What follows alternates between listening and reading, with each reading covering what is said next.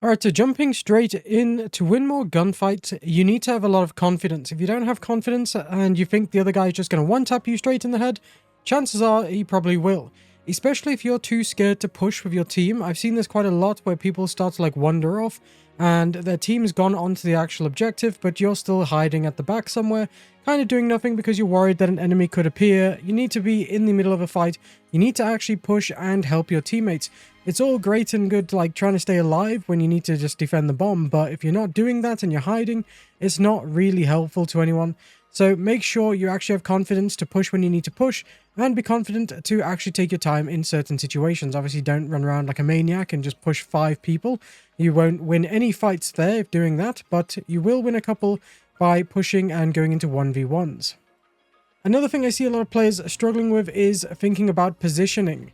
So because your cursor is actually on the right hand side of your character, you can see a lot around corners using that right hand side of your screen. Most people will take the wrong angle and not use cover. So for example, as you can see here in the training area, if I stand right here, I can see what's around this corner because that's where I can see. So this allows me to then pre-fire enemies if they were pushing me. However, if we pretend to be this enemy, you can see here if I'm holding this angle, I can't see anything behind this block. But anybody standing behind that block will be able to see me very easily. And then they can just pre-fire and win that gunfight. So make sure you're kind of sticking around in cover where you can see to your right and not be hidden behind objectives where there's basically no cover on your right, for example like this. So yeah, make sure you have cover on your left and you can see over your right. When you're trying to like push and you're doing this, anyone on this corner is going to be able to see you first before you see them because you're here. So make sure you're like kind of using pillars effectively. Be very aware that someone could easily push up on you. If you're playing character like Lewin, obviously you can just throw a scan dart and then cover this way and you can see where they're coming from. And that will help you prepare more easily in fights. Now another thing to note is crosshair placement. I see a lot of players struggling with this, mainly because the game feels so fast paced at times. It's got a very high time to kill, but you know where enemies are going to be coming from. For example, if there's an enemy coming from this direction in the map, you can just aim down and just prepare for him before they even get around the corner. Now, if you're someone who is defending, for example, and let's say you're in this dude's spot over here, you already know an enemy's going to come around this corner. Your placement should be on that corner. If you're too far away, make sure you're aiming down sight and waiting for it. He's obviously going to see you first, though, from that angle. So just be a little bit prepared for that. Otherwise, if you're up close, prepare because you know which angle they're going to come from. Everyone's going to be hiding around corners, trying to peek you like this. So you just need to be more aware of where enemies are going to come from, especially on certain maps. Now, one effective reason why you want to do this is peeking like this and using that third person advantage is that you can easily pre-fire enemies, which is going to win you a ton more fights. A lot of players will see an enemy like this and then aim down sights and start shooting.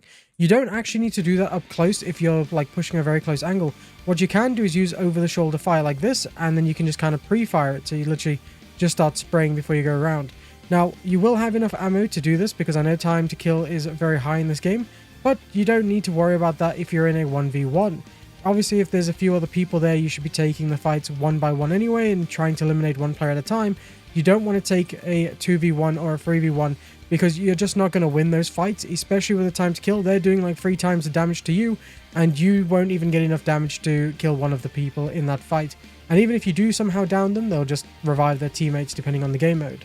So like we say, you want to kind of hold unexpected angles. Like as you can see here in the training odd, you've got a lot of angles. You can kind of hide behind here waiting for them to push, and as they push up, you just come around and pre-fire them very easily. Holding unexpected angles is a great way of winning fights, especially if you're going to use the wall stick too.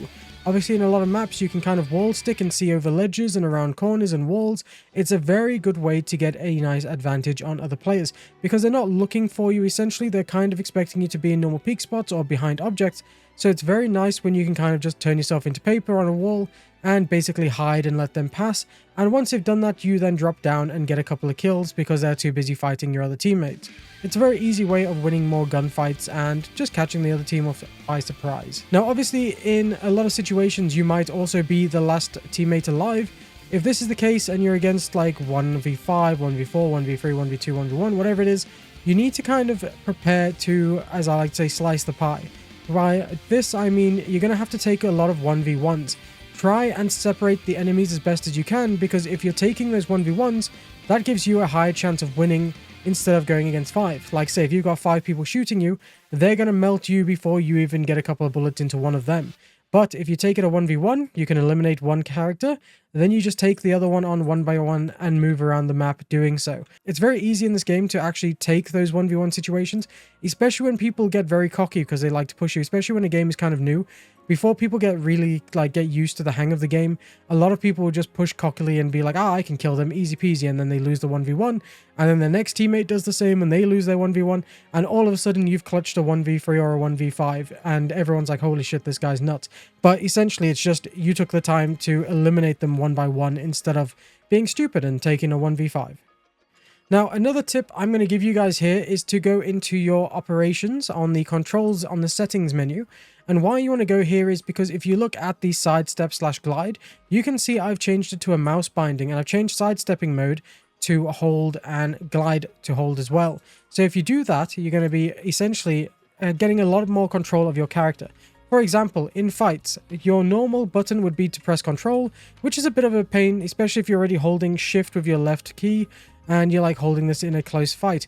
You don't really want to worry, but then when you start reloading, you can just press whatever mouse you bind it to and then go straight into the sidestep mode. Doing this will help you win a lot more 1v1s because obviously there are like perks where you take reduced damage in the stringified mode where you're doing the sidestep. So having more control when you want to do this is so much better than not using it. I know a lot of people won't be using this because it's in such an awkward place on your keyboard as it is.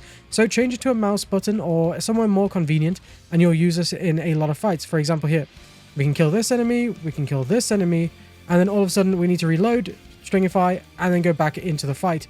Now you can do some really cool tech with shotgun characters where you fire, stringify, fire, stringify, fire, stringify, fire, and then stringify straight away. And you can kind of do that like as each shot. So you go fire, you know, and then fire like that, fire like that, fire like that. It's a really nice way of using tech with the shotgun characters. Anyone doing that is probably going to win that 1v1 if they're up close to you with a shotgun. It is insane. If you're not using the sidestep, you need to be using this more to win these 1v1 situations or just 1v2 or whatever when you're trying to like slice the pie up. You need to be using this to get the most control and actually win these fights. And the same goes with gliding. If you just got like press and hold, you can then actually tell it when to stop. So like, oh, enemy coming, and then get ready to fight, you know?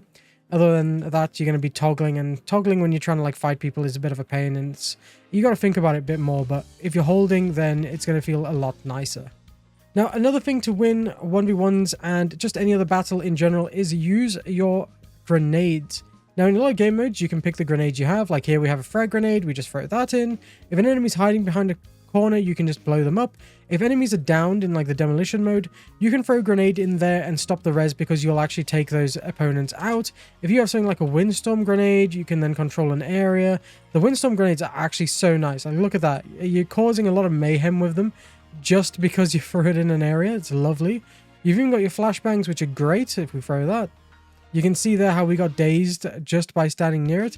If we pick another one of those up, now, as you can see, if you throw a flashbang grenade, this is what happens when you stare directly at it.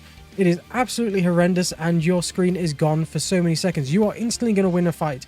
If you are not using flashbang grenades or regular grenades or any sort of grenade in general, you need to start using these. They're going to win you so many fights, especially the healing grenades. If you've already taken damage from another 1v1, you can throw these down and heal yourself and teammates. You're going to win just because you've been able to heal, and it's absolutely incredible. Another tip I have for you is make use of your abilities. Make sure you spend some time in the menus reading what each character does and what your favorite character does. I know a lot of you like to main characters in these type of games, and there's nothing wrong with that. Get used to one character, become great with that character, main it as much as you can, and you'll obviously know its weaknesses and the pros to using the character, but you need to use the abilities more often. So, like for example, Reaygun lets you scan enemies, and anyone caught in that, you can just then pre-fire them and you know their location. Your team will also be able to know their location. You're just such a big help by doing that. There's other characters where the abilities do healing, give armor. Make sure you read up on what your character does because you really will survive a lot more in actual combat if you use your abilities and instead of wasting them and not using them at all. And then for the last tip here today, make sure you find the right sensitivity for you. I know a lot of people probably have played like Valorant and Counter-Strike and Overwatch and stuff, where you don't really need too much of a high sensitivity. I suppose in Overwatch you kind of do, but in Counter-Strike and Valorant you don't. Most people use a very low sensitivity, and that's fine if you want to convert that over, but just note that you are going to struggle a bit. What you want to do is make sure, at least if your mouse is in the center of the space you have, and if you move it to the right, if you can do a full 360 in one mouse, you can actually do okay. I've got some notes on my desk, so I wasn't able to do it there because that's not where my normal mouse placement is.